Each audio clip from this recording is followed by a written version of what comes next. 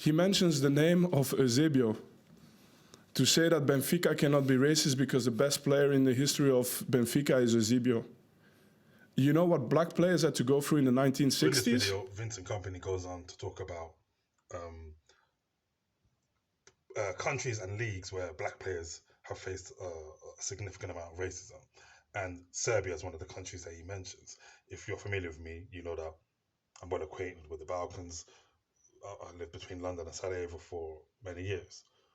And I've seen people responding to this video, Serbians in particular, specifically, should I say, and was saying to stuff like, "Oh, there's no racism in Serbia. Why would you mention Serbia?" First of all, there's racism in Africa, so the idea of there being no racism in Serbia doesn't make sense.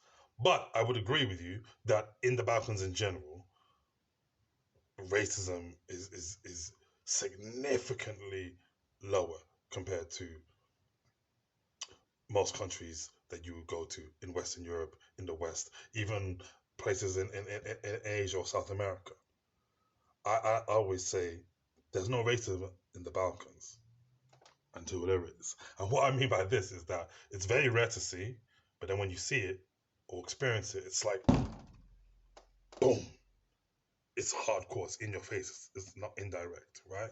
That being said, if we're talking about football specifically, get out of here, man. There's plenty of racism towards black players or players from other places, but particularly black players in this case, right? And I'm not saying that the majority of Serbian football fans are racist. Of course not. I understand from the context of the fans, it's, oh, we're bantering. What's the best way to banter this player?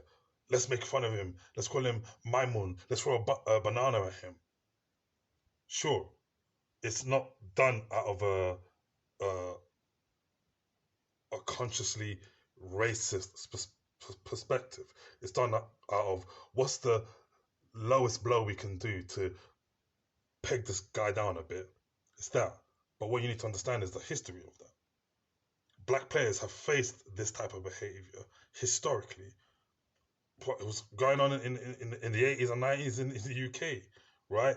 But it was done through the lens of actual racial hate and real racial discrimination. So as much as you can say it's a joke, black players ain't going to take it like that. It's like if I get in your face saying this, that, and the other, saying whatever I got to do to insult you, like these pranksters do, and then you react angrily, you're probably entitled to that reaction.